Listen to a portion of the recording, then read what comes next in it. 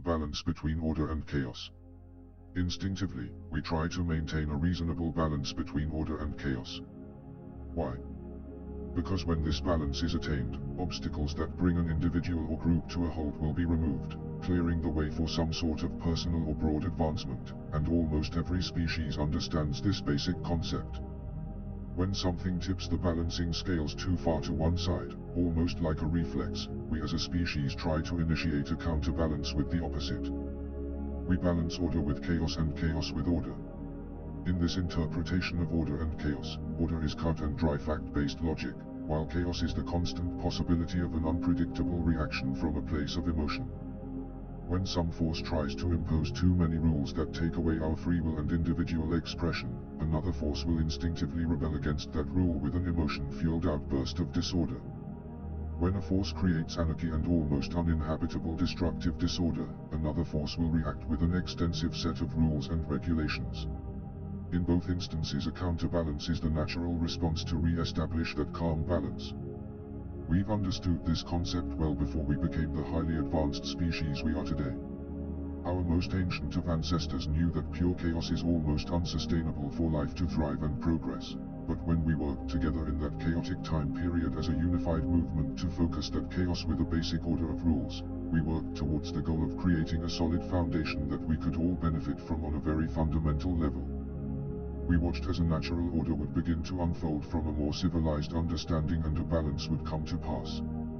This advancement in the genesis of civilized society systematically changed the idea of what leadership was up to that point. Some used this new idea as a foundation for leadership based off compassion for all that followed their lead, while others twisted this concept for their own personal gain. Regardless, this would become the basis on which countless monumental eras in our history would emerge from. To live in a world of pure order is to have free thought stripped away, instead only following a systematic set of analytical-based rules like a submissive machine that just does what it's told and nothing more. That's not living, that's just mindlessly existing. To live in a world of pure chaos is everyone just reacting from a place of pure emotion with no concept of accountability. Pure order is still, submissive, emotionally detached logic-based rules. Pure chaos is reaction from intense emotion with no restraint, just reaction. To dial back the extreme aspects of both and focus the core ideas of the two makes sustainable growth, not just possible, but proven, time and time again. When you put humans in the equation, we react the same as all others in nature with one exception. Our highly developed brain adds the extra variables of arrogance and ego to the overall equation.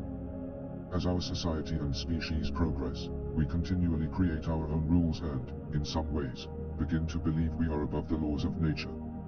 Not to say all our rules are wrong, but we have a habit of creating rules out of arrogance and ego and not creating as many rules to preserve life and the continual progression of our society as a whole. The scales begin to tip, creating more chaos than order. Actions begin to take place and inevitably reactions will happen. These actions come from a place of passion, with little logic. The attempt is to create order from an emotional response and disguise it as logical rules. As time goes by, the rules we live by become birthed from even more emotion and even less logic. As arrogance takes hold, the outrageousness gets the most attention and the wow factor gets the bigger response. Inevitably, rational voices are silenced as the loudest voices become the only voices that are recognized, and right is replaced by righteous. This way of thinking becomes the new normal response for every answer. Conversations lose their potency, and arguments take the place of real debate. Unruly passion takes hold of not just the society, but the overall culture, and we cannot sustain a livable society on passion alone. There must be a basis for unbiased logic and reason as well. There's nothing wrong with passion, but passion is based in emotion. A choice of passion and logic is a way for compromise, and not a compromise of one's individual, social, or cultural integrity, but a well-thought-out agreement from a focused group of rational minds. We're made to believe that compromise is weakness. It's not. It's all sides of the conversation working together to find an understanding. The extremist voices in our society try to convince you through their ego-driven selfish actions that if they do not get every single thing they ask for, they'll throw fits of passion with no logic. You can't always get what you want.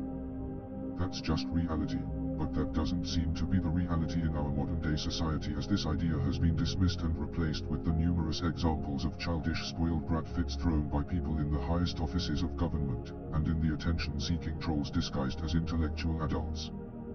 We need to try to create a balance before we hit a tipping point and unneeded suffering begins, or, at this point, continually gets worse, and it can always get much worse than it is at that particular moment. Sadly, we, as a society, have not yet hit the high water mark of that extreme, and it almost feels like we have to hit that mark and have some horrible tragedy occur before we can clearly see the truth.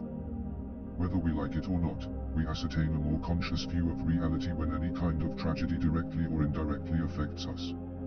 It forces us to live in the now, and creates an environment of deep introspective thought as we reflect on all the choices we've made that's led us to the aftermath of that tragedy, as it has undoubtedly awoken us from our happy little oblivious self-delusions we were living in.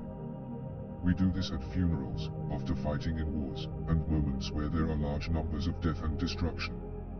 It's all unnecessary. We don't need some horrible tragedy or some war of ignorance just to figure out later on that a rational conversation could have solved everything. If we, united in the common goal of trying to maintain a reasonable balance between logic and emotion, we can thrive and move forward as a whole, not just as one individual person or certain groups. The question is, have we evolved past the point of even wanting to move forward as a whole and continually maintain a reasonable balance? Will nature wait for us to destroy one another and continue to create a natural balance regardless of our rules? Or will our arrogant rules be the thing that destroys nature itself?